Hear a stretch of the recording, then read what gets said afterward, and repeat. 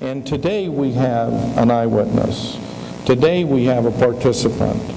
Our speaker today has been with the LA Fire Department for 35 years. He's been a battalion chief for 13.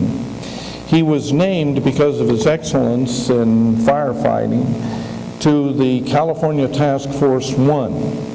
This is a group in our urban search and rescue group in Los Angeles who is dispatched immediately to those kinds of disasters because of their ability to get right to the core of it and not only fight a fire but to do much more than that. He, along with 64 of his colleagues here in Southern California, were asked to come to New York to Ground Zero on 9/11 and to help in that firefighting. They took equipment, they took their commitment, they took their energy and their expertise, and they stayed for 8 days and fought right there in Ground Zero. So we thought that it would be good for you to hear about this firsthand from somebody so that you'd know what happened and what goes into that sort of thing.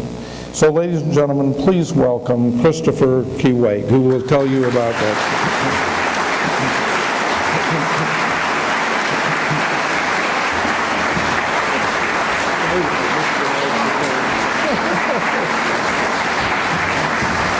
Good morning. How is everybody? Good. Hey, you know, we need to address Villa Park over here. Maestro, what a great selection of music. Patriotic. It's My Country, I believe, was that last song, and it is our country. Let's give another round of applause for Villa Park.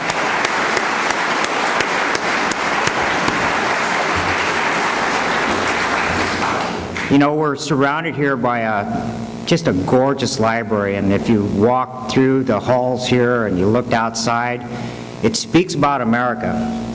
And as I thought about what I might talk to you about, I want to talk to you about what it is to be an American. Probably the most important thing is this quote that I found from a former U.S. Secretary of Education, Mr. Bennett, and it says, "If we want our children to possess the traits of character we must admire, we need to teach them what those traits are and why they deserve both admiration and allegiance. Children like you must learn to identify the forms and content of those traits." And when I think back 10 years ago, I think about the character of all Americans, to include all the first responders, firefighters, police officers, doctors, nurses, iron workers, carpenters, you name it, America came to bear. So my goal today, looking out there, is for you to think about the character. All of us have choices in life. Wherever you go, you're going to have to make choices. And building good, strong human characteristics are going to make you make the right decisions. I urge all of you to follow your passion. Passion is something that you love to do, and obviously mine is to be a public servant as a firefighter. And some of the characteristics that I've grown to really admire about professional firefighters and volunteer firefighters and police officers and public servants is they have integrity. They mean what they say what they mean. We all take an oath of office, and that oath says that I will protect life and property and the environment, and that I will do my very best. And to carry that out, I have to be able to conquer fear. And I have to have the ability to stay calm in the face of danger and keep focused on what we do as all firefighters. You have to have tenacity. You have to have a can-do, will-do, will-not-quit attitude. You have to have diligence, persistence, and endurance to continue the fight when everything seems like it's against you. And yes, we do sacrifice time away from home. We sacrifice, sometimes the ultimate sacrifice, and we lose firefighters. This is a picture of my son. This is taken in August of 2001, and he was your age. He was 13. He's actually a lot taller than that. But he followed his passion. And his passion was music. And as he's witnessed on CNN and on the television what his dad was doing for 10 days in New York, he became really emotionally involved with it. And he eventually followed that through, and he composed a song called American Heroes. He eventually went off to college and graduated in composition out of Chapman University here in Orange. And so I want to try to draw that parallel to you, that by following your passion, it's going to open up gates of opportunity for you. In those opportunities, you're going to be challenged, and you're going to need strong human characteristics to overcome those hurdles. And you can do it. You are our future in America. So today's the day to start thinking about that. So what I'd like to do, and it's kind of going to be interesting to you folks over there in the orchestra, you're going to hear the music composition that was composed by my son, Scott Kawai. This is dedicated to all firefighters, and our mutual admiration goes nationwide. It doesn't really matter what fire department you work for, but because we've taken all the same oath, there is a strong brotherhood and sisterhood amongst all of us.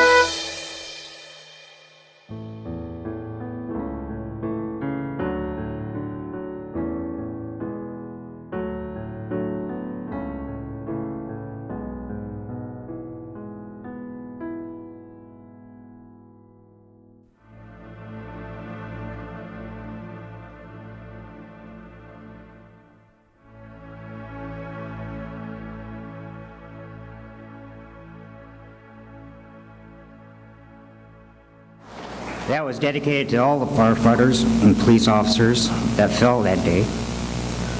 But there were so many heroes, and I have to say that the heroes were America. Now, this is a picture of New York. New York is probably one of the most densely populated cities in the world, and Manhattan is a portion of it. And it's only about 22.9 square miles and has a population of about 1.6 million. So when you go to New York, the streets are full of people. I mean, the sidewalks are jam-packed. There's cars 24 hours a day. So it's much different than what we live here in Orange County. Everything goes straight up. And you're seeing a picture of the towers. The towers soared over 1,700 feet up in the air, much taller than many of the mountains around here. Each floor was the size of a football field, 1 acre, and there was 110 floors to each one of those. Now, the purpose of terrorism is to create fear, to break down a way of life, to make chaos, and to basically break apart the spirit of America. And my takeaway from 10 years ago is it did exactly the opposite. It brought us together. After the World Trade Centers fell, you could barely go and see a house that did not fly the American flag, which represents our freedom. So that's, when I talk about character, it's not necessarily the character of firefighters. It's character about the people that aren't trained, that have a willingness to stand up, a willingness to say, sorry, fear is not going to beat us. Our world changed in about an hour and 42 minutes and will never, ever be the same. You know, when you go to Disneyland now, you have to go through a security line. That wasn't before 2001. To get on a jet plane, on a passenger jet, to go travel anywhere in the country, you didn't have to go through security. In the libraries and the hospitals, we all have security, and that's a small price for us to pay to make sure that we're safe here in the United States and that we enjoy our freedom, that we have choice. Firefighters from New York immediately responded, and they threw 200 engine companies, much like the ladder that we saw outside. That's over half the department. They are the largest fire department in our nation. Sadly, after the trade towers collapsed, 2,753 souls were lost, including 343 firefighters, 70 of which were their top commanders, 60 police officers, and 8 EMTs. In total, between the Pentagon and all 4 jets, we lost 2,977 people. This is what the firefighters were looking at as they responded in. I can tell you, as a professional for 35 years, if you looked up at a tower where the fire was burning somewhere between the 93rd and the 99th floor, I know that my sister and brother firefighters from New York looked at that and thought, we probably won't come out of this. But nevertheless, they kept to their oath. They went in.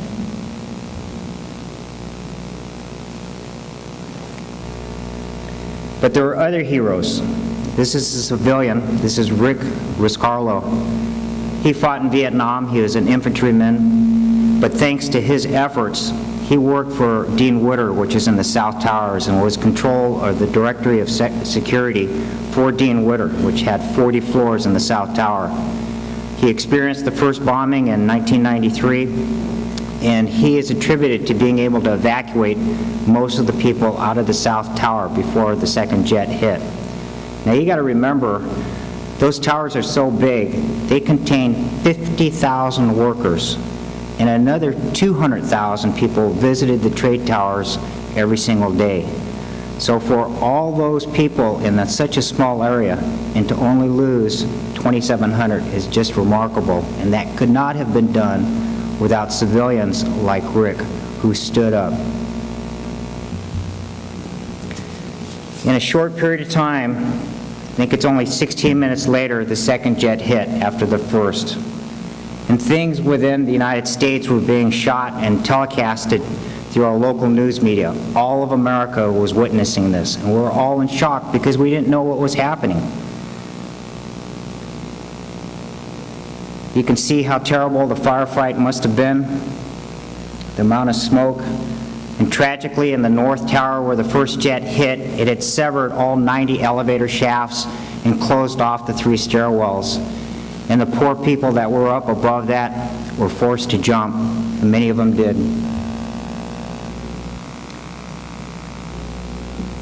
Just a short time later, our Pentagon was hit. It's the largest office building in the world.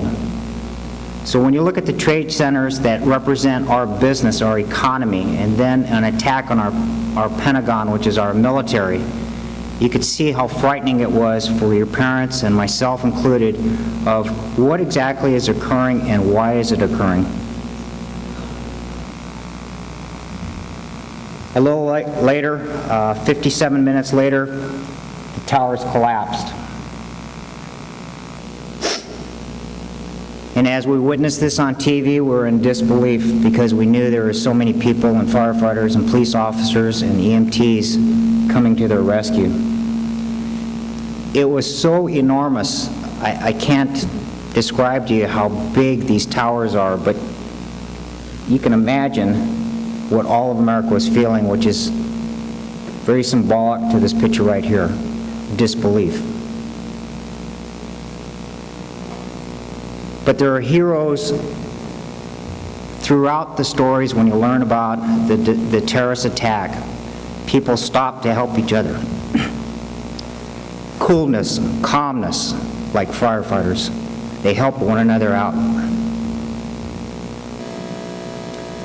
This is United Flight 93, and this is the flight that was learned about the 3 other attacks, and they knew that the United States was now threatened. 40 of the passengers made a conscious decision. It's speculated that they wanted to hit the Capitol, which would be our government, the symbol of our government. And these heroes said, that's not going to happen. And they overtook the hijackers, and unfortunately they rolled the plane over, the hijackers did, when they knew they were going to be overcome. And they sacrificed their lives for the betterment of the whole. An hour or 42 minutes later, Trade Tower 1 collapsed. And these are some pictures of what it looked like in Manhattan. People on the streets just covered with debris. The cloud went forever.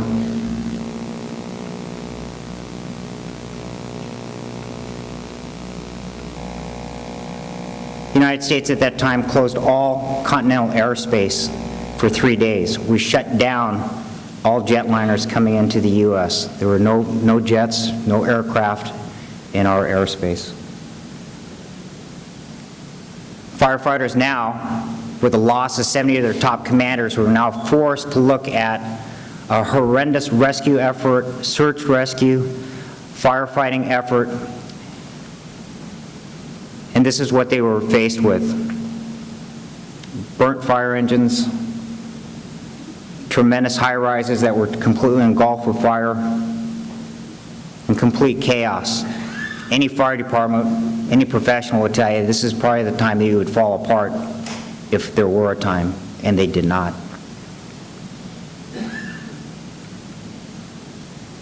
At the same time, the federal government was forming and mustering 28 urban search and rescue teams. I represented you in the state of California as part of Los Angeles CATF-1.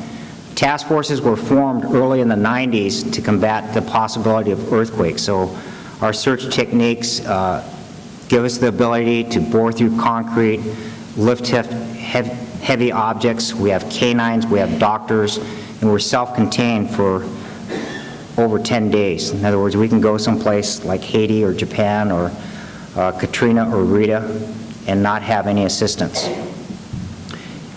All of us are volunteers. It takes hundreds of hours of additional education to be a member of the team.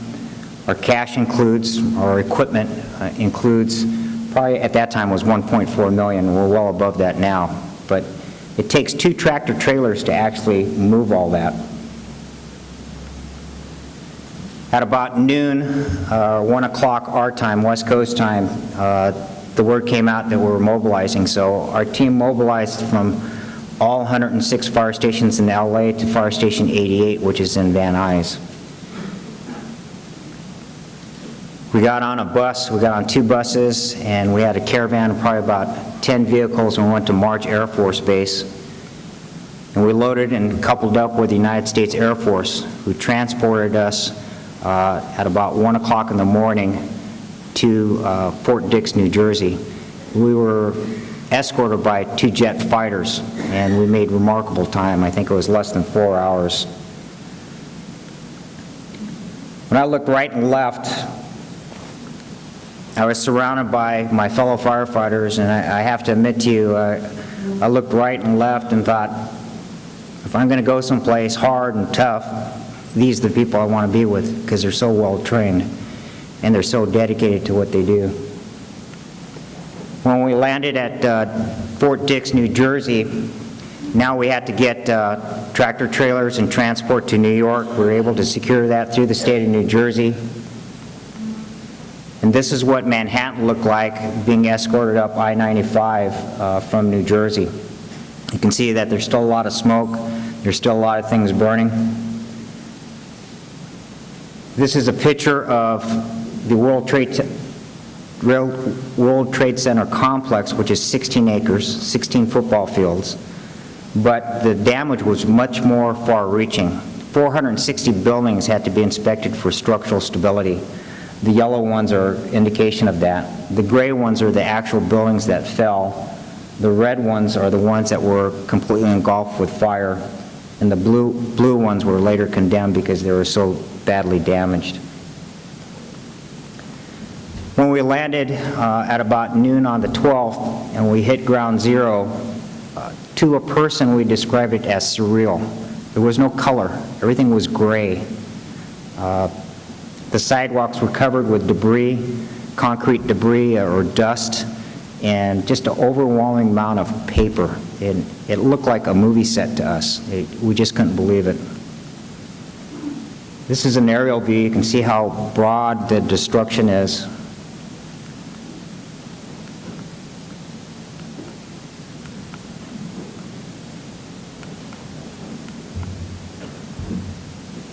But these are the positive human characteristics that I spoke to you about at the beginning of the presentation. People, volunteers, came from every part of the country to help New York. Iron workers, crane operators, laborers, doctors, nurses. Instead of fear, we banded together. And this is what New York was facing on the morning of the 12th. That's the World Financial Center, those 2 big buildings. And you can see that part of the Trade Center 1 is impaled into that building to the right. That's 45 stories. The building to the left is 54 stories. Just a tremendous amount of visually overwhelming sights. Those piles are 15 stories tall. The I-beams that we have out in the parking lot are those are the small ones. It came down with such thunder that it went through 6 subfloors of beneath the World Trade Center and actually punctured the subway. And you can see water from the Hudson River leaking through the 3-foot slurry wall that surrounded the trade centers. That's a typical example of what most of the buildings look like inside, surrounding that were not damaged. And you can see that could have been very easily so chaotic that we would have just put up our hands and quit. Here's another example of spontaneous volunteers and how Americans all came together.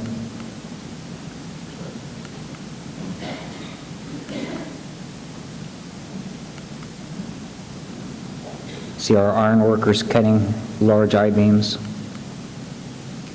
our search dogs providing search. Canines are amazing animals.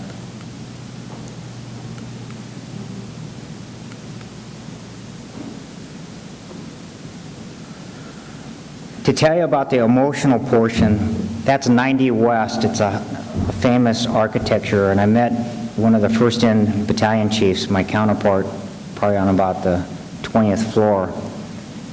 And they were faced with knowing that many of their brother and sister firefighters were now dead. And he was looking towards Ground Zero to the north. And how overwhelming that was. And I have to tell you, just from a professional standpoint, just putting out that fire in that building was a tremendous effort.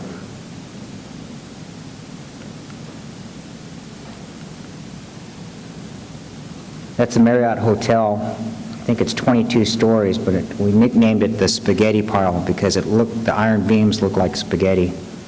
There's no street signs. It was very difficult to identify exactly where you were at, so we put monikers on buildings so that if you kind of visually describe it, you'd be able to find it when you went out for searches. This is actually part of our team. Surrounding the World Trade Center, there's the infrastructure of New York. They have a lot of utility shafts, subterranean, a lot of offices and tunnelways. And so all around the World Trade Center, we were committed to search, to include the Greek Orthodox Church was completely leveled.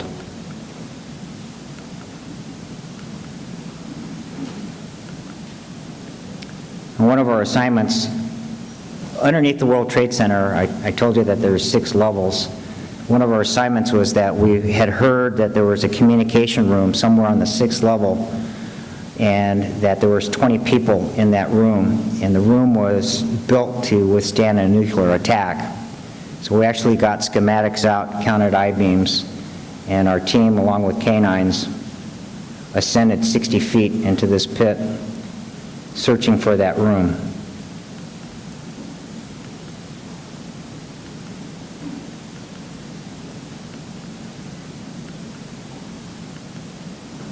Now, unfortunately, there were only 20 victims that were actually survived the 2 collapses of the tower. I think one of the things that I remember, it was probably on day 2, as we're coming down from the Javits Center, which is Midtown Manhattan, down to Ground Zero in Battery Park, people were cheering us, and they were banding together, and they'd run up to the bus window and they'd show a picture of one of their lost loved ones, and they would look at you in the eye and indicate, "I know you can find them. Go do it." Sadly, California Task Force 1 did not recover 1 live victim, but the only comfort that I have is that I know that we recovered many body parts that were later identified to bring closure to those families of the last one that lost people. I would like to end my talk here with a picture of my son Scott, the guy who followed his passion. You can see that he graduated in music. But the reason I'm showing this is not so much about Scott, it's about you. It's about you making personal choices right now at age 13 and thinking about the choices that you make. Look for your passion. And when you come against challenges that are overwhelming, be like a firefighter. Don't quit. Now, it's hard for you to understand time, but if you can think about it this way, in less than 2.5, 3 years, you're going to be driving. And in 5 years, you will gain the right to vote. And those are big responsibilities. The passion of America came out. Our passion is freedom.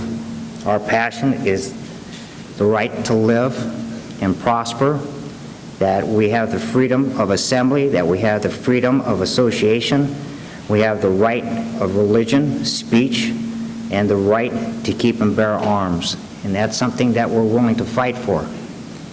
And that speaks to our character.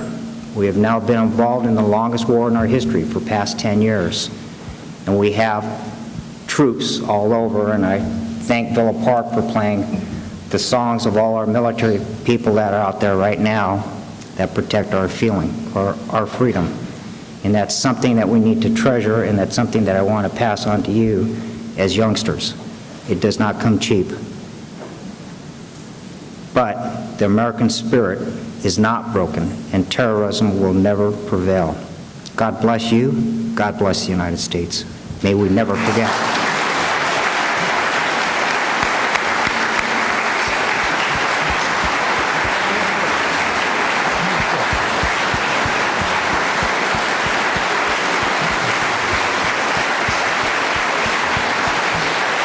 Thank you.